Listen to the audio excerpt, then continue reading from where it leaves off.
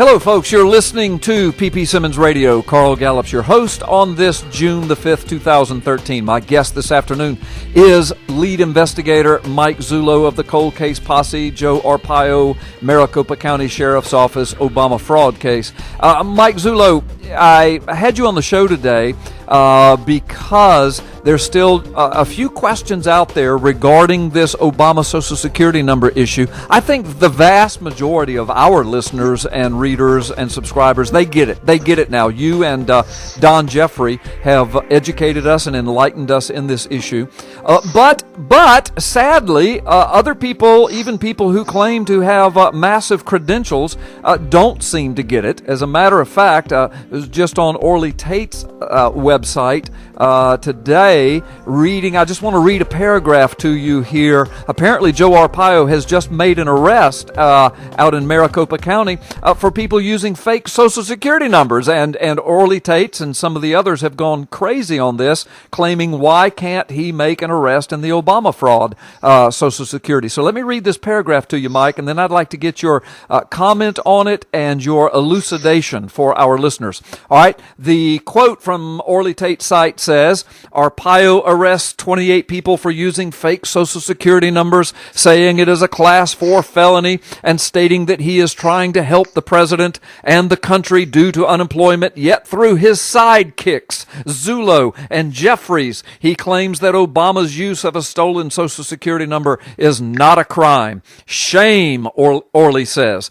Demand that Arpaio stop playing games and file a criminal complaint against Obama, first and foremost for using a stolen Social Security number as well as forged IDs as a basis for his identity while running for the U.S. president. Seems like this is apples and oranges to me, Mike. How about explaining this to us? Orly is saying that because Arpaio just arrested 28 people for using fake Social Security numbers in Maricopa County, that he should do the same thing on Obama. Explain to us why that is an absolute absurdity. You know, Carl, this is really mind-boggling to me.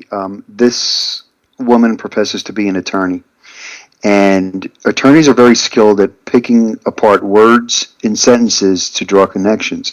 And if you look at what she says here, Sheriff Arpaio arrested these people for using Social Security numbers, and that's an operative word there, using Social Security numbers. Right. They used falsely acquired Social Security numbers for identity purposes in order to gain illegal employment.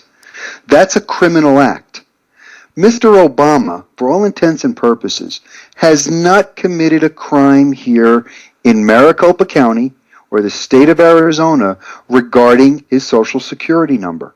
Right. And the law, real quick, the law is very clear that in order for there to be a complaint or charges, there first needs to be a crime.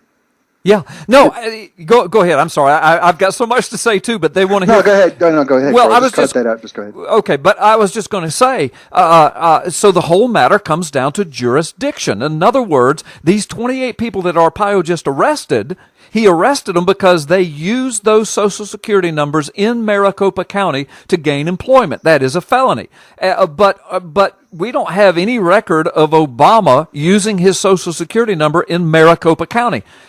So Arpaio can't go file charges on Obama because that's out of his jurisdiction in this case. Isn't that so? That's correct. Apparently she doesn't understand what jurisdiction means. And the offense would have to take place in Maricopa County for the Maricopa County Sheriff to act upon it. Our neighboring county, Pinell, if there were people running around in Pinell County with phony Social Security numbers, Sheriff Arpaio has no jurisdiction across that county line to conduct any investigation or make any arrests on that matter.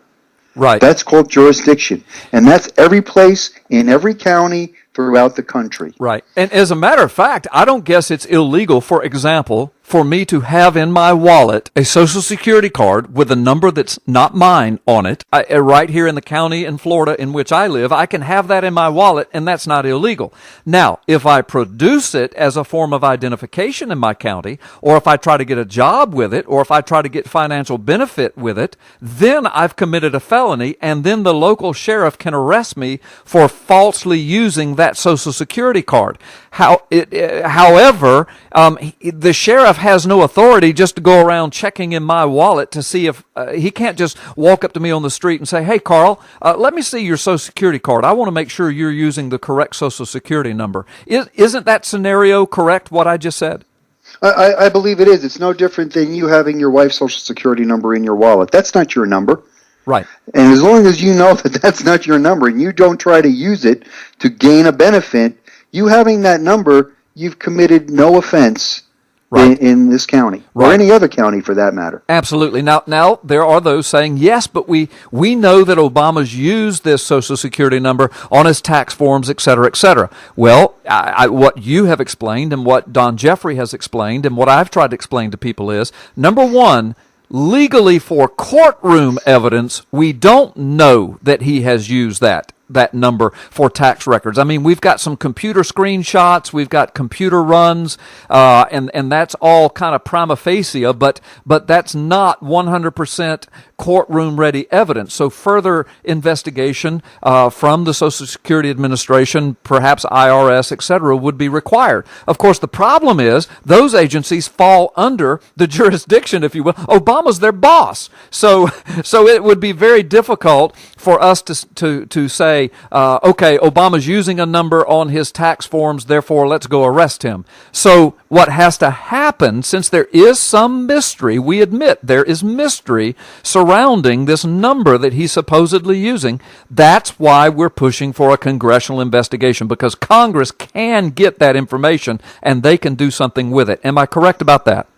You're correct. The number appears on the 2009 tax return, and it also appears on the 1980 selective service card, which we do believe there's some tampering gone on there.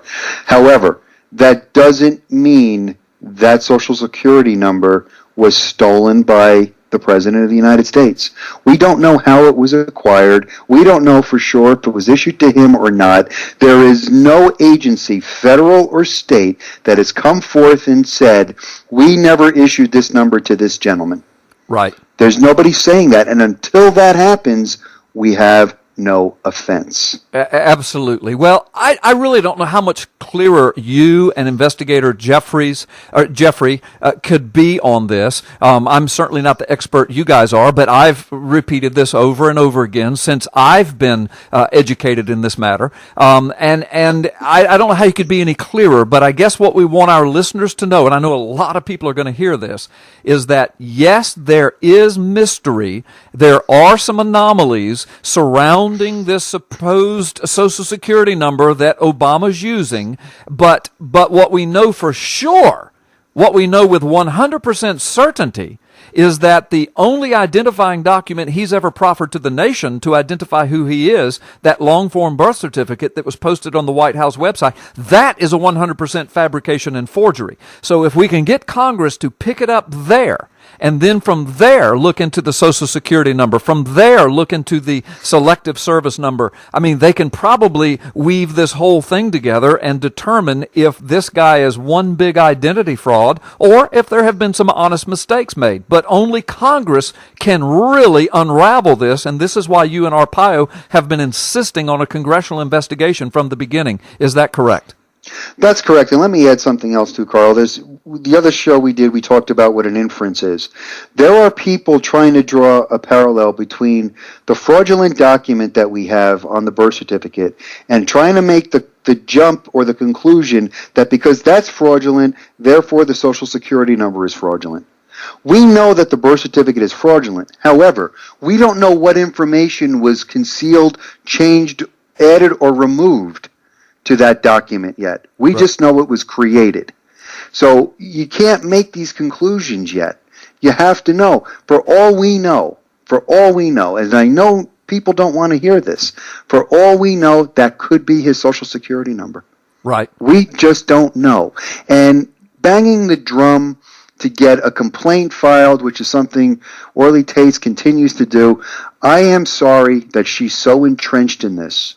I know she's had 20-some-odd court cases on this very issue, and maybe now she's feeling very threatened. But one thing we determined that we were going to do early on in this is if we could clear the president, we were going to clear the president. If there's something that is factually incorrect and people want to keep lumping us in as operatives for the controlled opposition, we are going to tell you the truth. Right. And the truth is there is not enough evidence to convict him for jaywalking on this issue, let alone anything else. Right. And you guys are not going to throw away the case that you do have by coming up with some nefarious complaint just because you've got pressure to do so. I mean, you guys are professional law enforcement, and you know what to do, and you're going to follow the correct legal tact.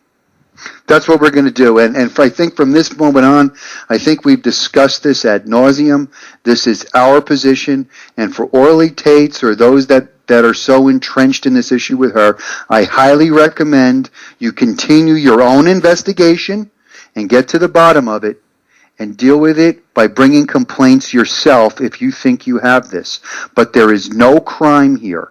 And if you took Orly Taitz's information, what she's presented in courtrooms, and you went to a county prosecutor, he will not do anything with that information. Right. Because that's all it is information. Right. And there's no evidence of a crime. Yeah. And, I'm just going to tag team here and jump in because I've said this before and I want to say it again. If I misspeak, please correct me. But I would say to Orly Taitz and those that are following her in this matter, look, Ms. Taitz, I know you and respect you. However, if you think that you have the criminal evidence in this Social Security potential fraud, then take what you have and go file the charges, just like Lieutenant Zullo just said. I mean, why is it incumbent upon Sheriff Arpaio and Mike Zullo to file charges on something that they do not have? If you say you have it, then go file the charges. I think it's very telling, Mike, that she claims to be the world's leading authority in this,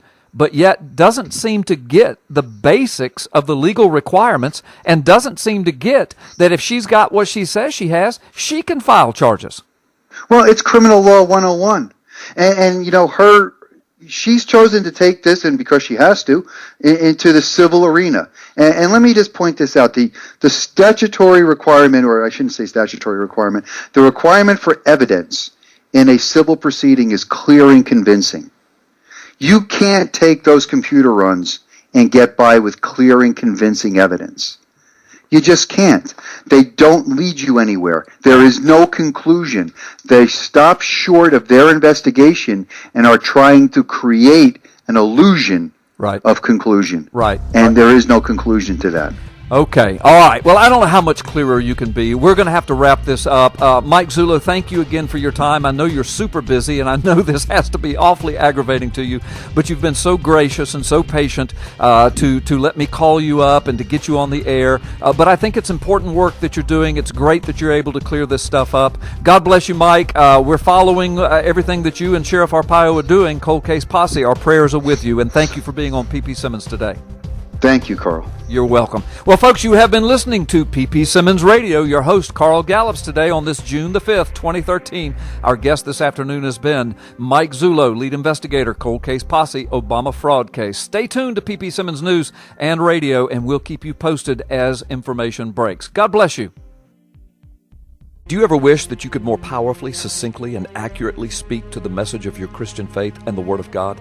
This is the book you need, The Magic Man in the Sky, Effectively Defending the Christian Faith. This book has been featured on TBN, Atlanta Live, dozens of radio programs, and hundreds of markets. It was rave reviewed by the Washington Times, and it was called a must-read book. Considering the times in which we now live, you need this book. Get it today on Amazon.com or the WND Superstore.